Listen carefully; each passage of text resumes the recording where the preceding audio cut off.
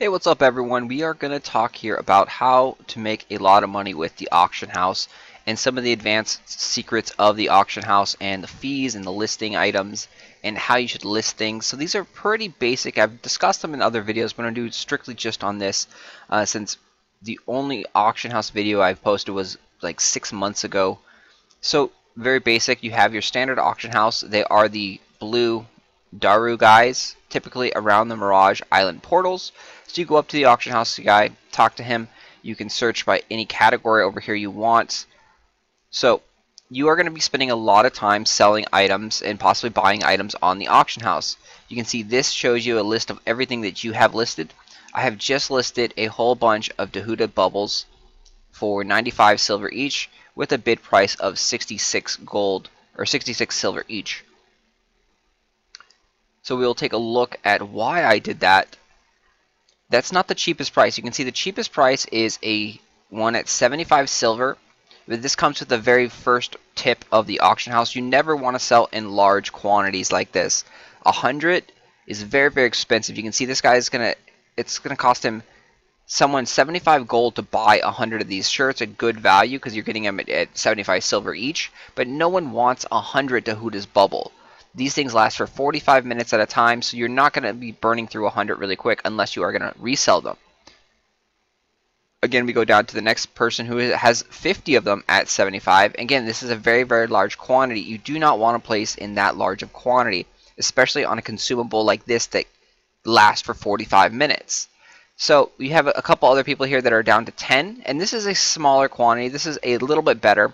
These will probably sell at 75 silver each.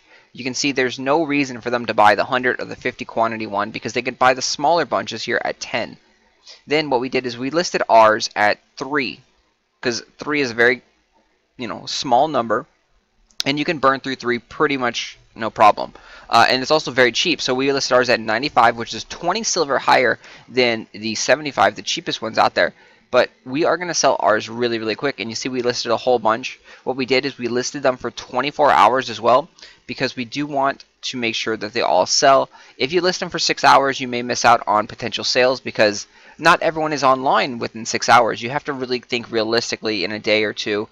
You're going to want to list them for longer periods of time so that you get more eyeballs on them and sell. And you'll notice too there's no one else up here selling anything smaller than a quantity of 3 until we get all the way over here. And this one is 1 Dahuda's bubble for $14.99, which is, this is ridiculous. No one is going to buy 1 Dahuda's bubble for $14.99. So again, even though he made a really small quantity, you have to be realistic. No one is going to buy it for $149 or $14.99 because for $14.99 you can actually go ahead and buy 20 Dahuda's bubbles over here. So it just doesn't make any sense. So what you would want to do is you would want to list one at around like $1.40 or $1.30 or gold 30, gold 40. And so that way you can see the lowest price, it brings up ones, there's 75 silver.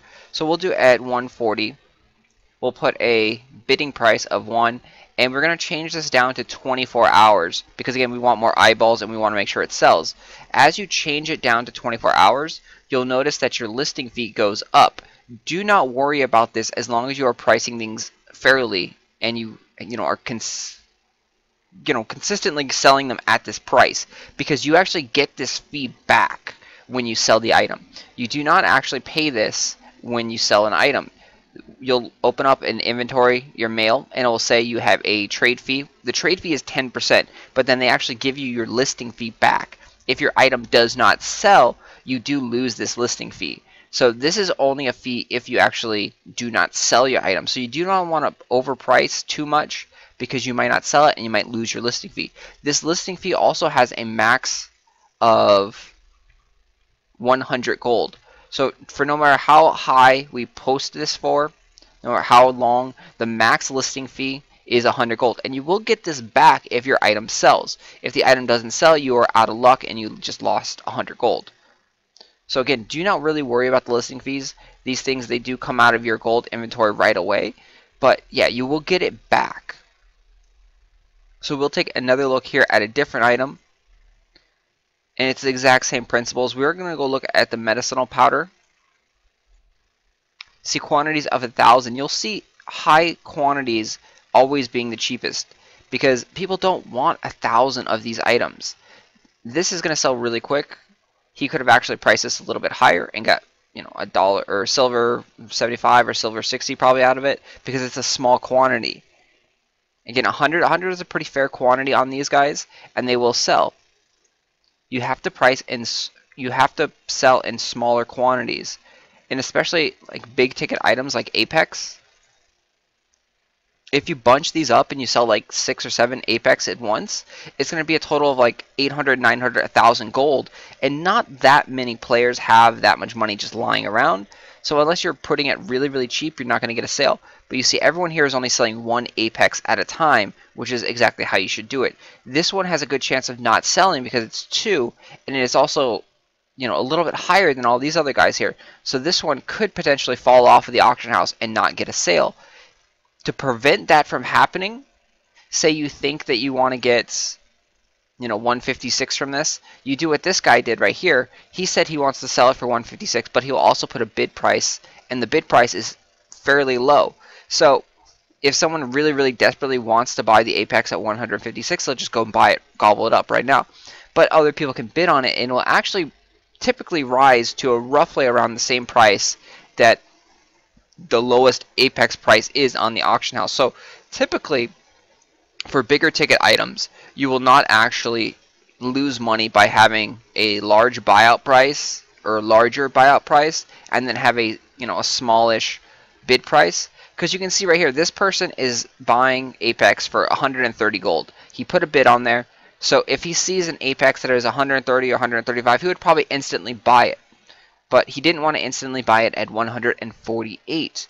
There probably will be some bidding competition because, you know, 130 is pretty cheap, but someone else might also actually just straight up buy this because this is the cheapest Apex out on the market.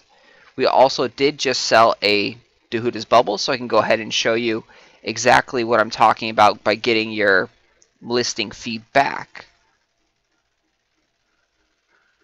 So those are the basic tips of the auction house here. More in-depth look at it is you do not lose your listing fee, so do not worry about that listing fee. So you'll see here, so our profit is 267. The total price that we sold the item for was 287. The fee was returned a +8 silver and 63 copper. This was our listing fee. And now this is the trade fee, so they take 10%. Whatever you sell in the auction house, they always take 10% from you. So you can see it took 28 silver. We sold it for 287. And that's why we end up with 267 in our gold, you know, amount right here. It's because we got our 8 silver back from the listing fee. So that's what all this means. And they also do raise your commerce proficiency by 1 point. So you will gain a small amount of EXP for selling things on the auction house. And you could potentially level your character up all the way to level 50 by just selling things on the auction house by using your labor that way. But yeah, I do not recommend that. Anyway, if you have any other questions about the auction house, definitely let me know down in the comment section below. For big ticket items, you do want to spend a little bit more on the listing fee for, like, say, weapons and armor. So we'll put up like Delph. So this is going to bring up the Delphinad stuff. This guy, he's only got it up here now for 2 hours. He kind of did this wrong. You don't want, if the buyout is 1,000, you don't want to put the bid price to 999,999. There's no reason for them to bid on it if you can just buy it for 1,000. So if he really wanted to do this smartly, he should have done 1,000 and his bid price should have been like 750. And then that way, some people might have been, well, I could bid on it. And then if people start bidding on it, that's going to probably entice someone else to just straight up buy it because they know there's competition on it. So having a lowish bid amount will in turn help you sell your items because they'll see that other people are actually interested in your item and interested in paying a good amount of money for it. So they might be like, oh shit, I got to go buy it right now before, you know, someone else buys it. So it's a nice little like marketing tool there. So you do want to have something similar to like this. This one is a decent one. It has 600 gold for the buyout and then a bid price of 500. It has a long amount of time, 14 hours. Unfortunately, it's still on here and no one has bid on it. So it's probably not worth that. And because it's a green one, green ones are typically worth very, very little because they're very basic. So that is probably why it's still sitting up here. But yeah, so on large ticket items, you do want to have a long quantity of time. See, this one has 45 hours left, which means he actually put it up here for 48 hours, which is the max amount of time. And this is how you should actually list items. He has a nice buyout of 1400, and then he has a smaller bid price. So if someone starts bidding on it, then again, it might entice someone to actually straight up just buy it right away. So those are some tips, and if you have any questions or tips of your own, please leave them down below in the comment section. Again, thanks for watching, guys.